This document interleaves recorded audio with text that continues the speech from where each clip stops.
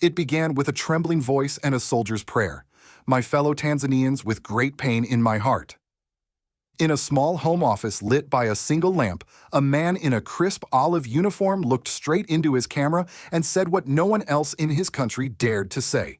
His name was Captain John Charles Tesher, a weapons instructor in the Tanzanian People's Defense Force. What he did on that quiet October night of 2025 shattered the illusion of peace in East Africa's most disciplined nation. For 42 minutes, he spoke not of war against a foreign enemy, but of betrayal from within. Tanzania, the land once praised for its calm politics, its unity, its legacy of Nyerere, suddenly heard its own heart crack. The man who once trained soldiers to defend the republic now accused his commanders of selling it piece by piece. Ministries auctioned to businessmen, elections captured by cartels.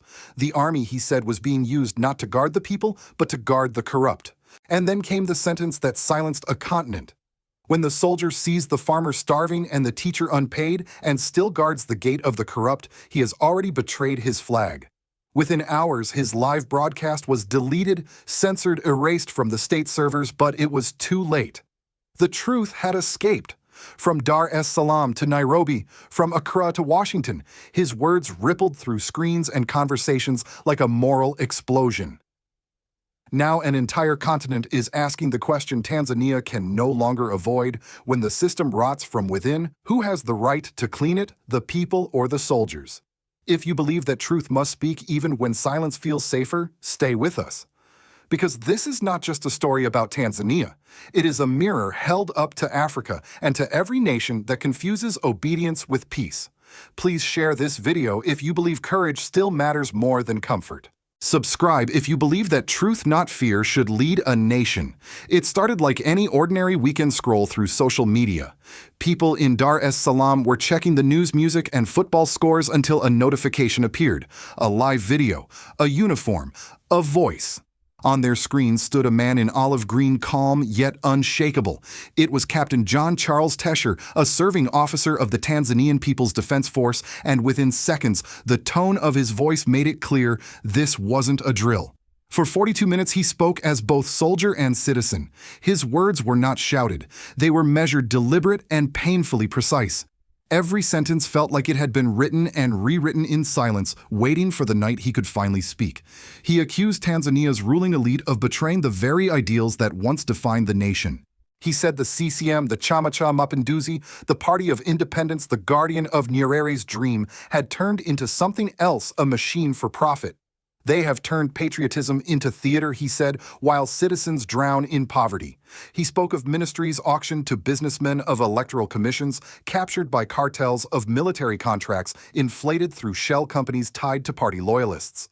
He described soldiers told to guard warehouses owned by thieves, not borders of the republic. As he spoke, the chat flooded. Emojis of tears, fire, and flags poured in. "Is this real?" someone wrote. "He's still in uniform," said another. For the first time in Tanzania's history, a serving officer was not hiding behind anonymity. He was risking everything in real time. Within minutes, his message spread like wildfire. TikTokers clipped his words, YouTubers replayed fragments, and African Twitter from Nairobi to Lagos exploded with hashtags Yanan Tesher speaks, Tanzania awakening. But inside Tanzania, the reaction was anything but digital. According to insiders, government phones buzzed all night. Encrypted messages marked urgent threat to national stability reached top CCM officials. State security units were scrambled. Several military bases were quietly placed on alert. Soldiers had their phones confiscated before dawn. Still, it was too late. Once truth breaks out of a screen, it cannot be erased, only chased. The next morning, TBC, the state broadcaster, ignored the uproar. Instead, it aired cheerful footage of President Samia Suluhu Hassan inaugurating a new road as if nothing had happened. The official statement from the Ministry of Defense was short, cold, and evasive. The force remains disciplined. Not a single word about Captain Tesher, but silence can be louder than denial. And across the country, that silence screamed. In marketplaces, in taxi queues, in bars, people whispered. If an officer can say this, one trader told a journalist off record, then the sickness must be real. By noon, analysts on East African TV channels were already calling it Tanzania's turning point. For decades, Tanzania prided itself on being East Africa's calm giant, no coups, no uprisings, no political breakdowns. The legacy of Julius Nyerere's discipline had built an image of unshakable order. But now that very discipline was cracking from within, and Tesher knew it.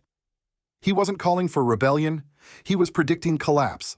If the army continues to pretend not to see the rot, he warned the fall will not come as a revolt, but as a breakdown. That distinction between revolt and decay frightened the elite more than any bullet could. Across WhatsApp groups, in private homes, and even in the diaspora from London to Toronto, Tanzanians began asking the same forbidden question: what if he's right? In one night, a single live stream had stripped away decades of illusion. Tanzania's so-called peace was no longer built on justice, it was built on silence. And now that silence had been broken. To understand why Captain Tesher's words struck like thunder, you have to know the man behind the uniform. He wasn't a radical. He wasn't a fame-seeker. He was the kind of officer who arrived early, spoke little, and saluted sharply. Born in Arusha in the late 1980s, trained at the Manduli Military Academy, Tesher built a quiet reputation.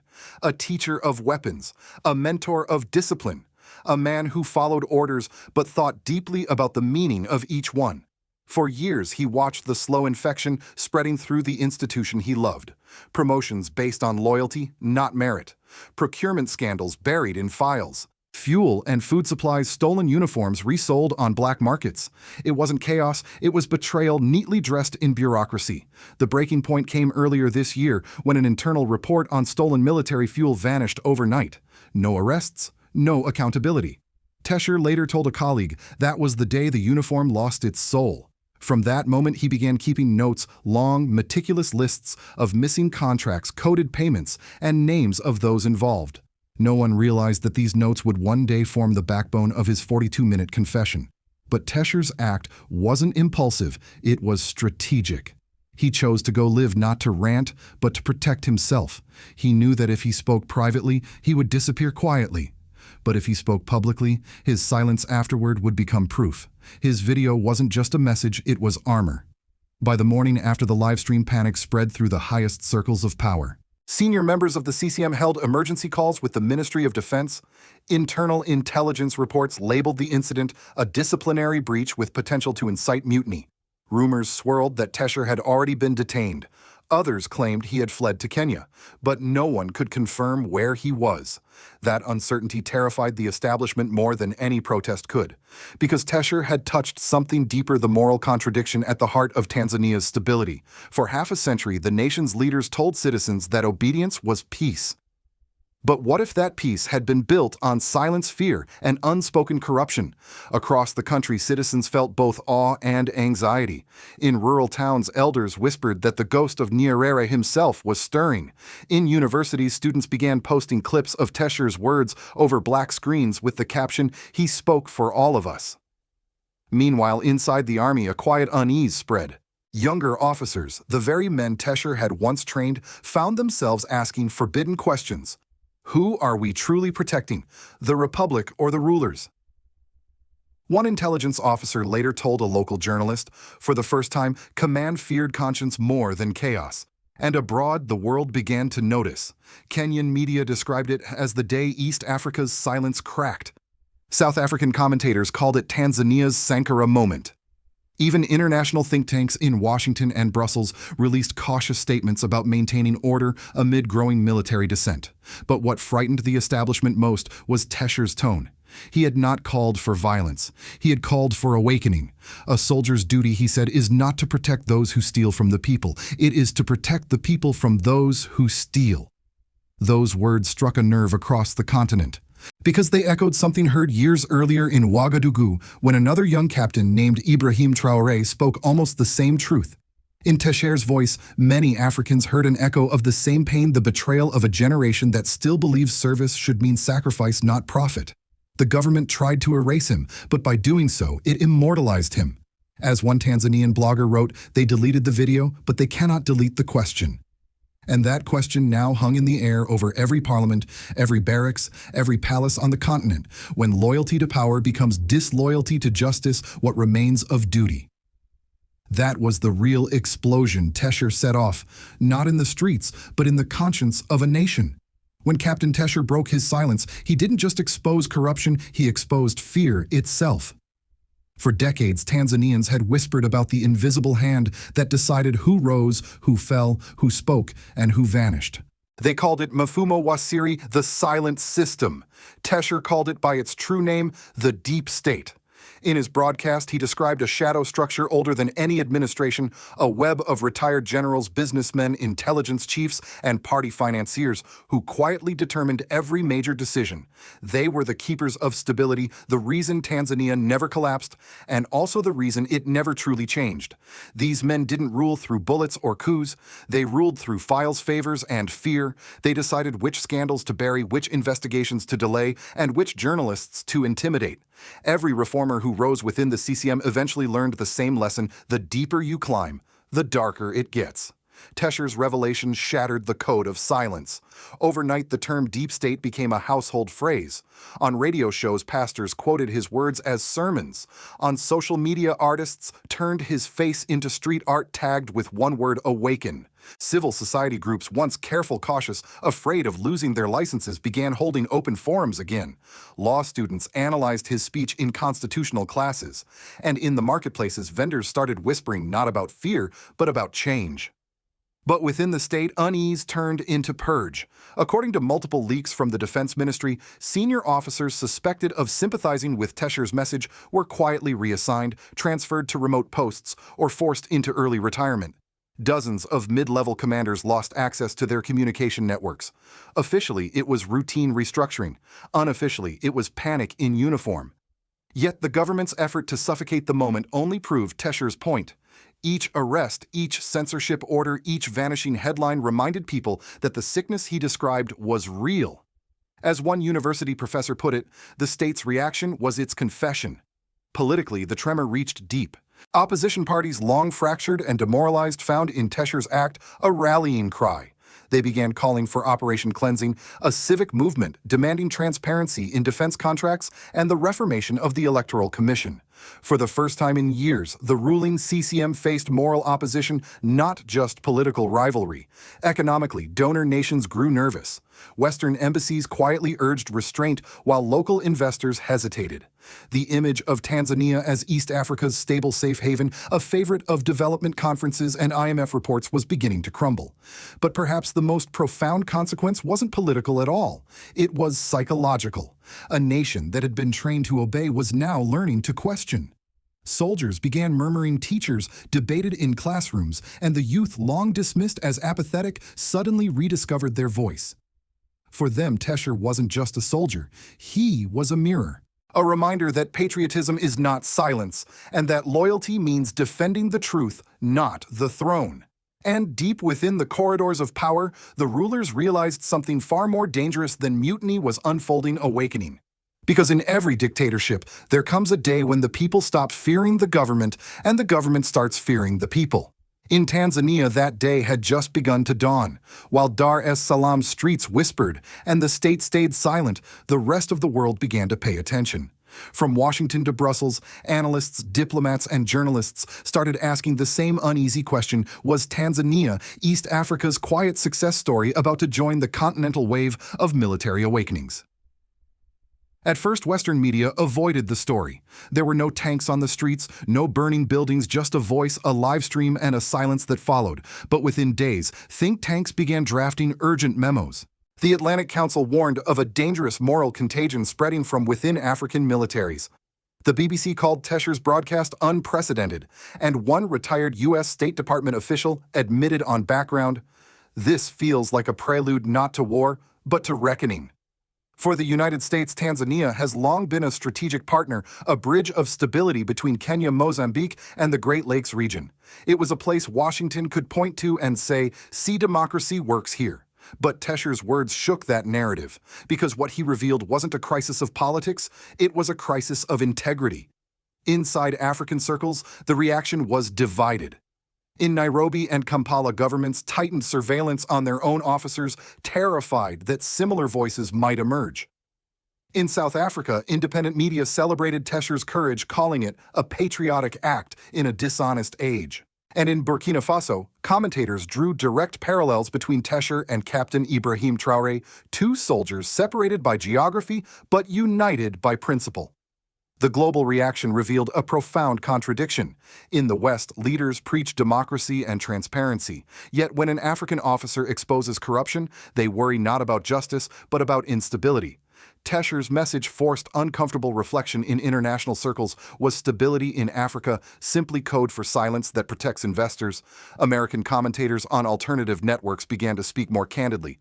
On one U.S. podcast, a retired colonel said, "If a soldier in Virginia blew the whistle on a corrupted chain of command, he'd be called a hero. But if a Tanzanian does it, he's called a threat to democracy." That double standard says everything. As the story spread, so did its symbolism. African diasporas across London, Paris, Atlanta, and New York held online vigils and panel discussions. Hashtags like Knox Tesher Truth and Knox African Integrity began trending. At Howard University, students hosted a debate titled Soldiers of Conscience, Mutiny, or Redemption. Even religious leaders joined the conversation. A bishop in Toronto said during a Sunday sermon, "Maybe this is not about a coup. Maybe it's about a continent remembering its conscience." In Washington, policymakers faced a dilemma.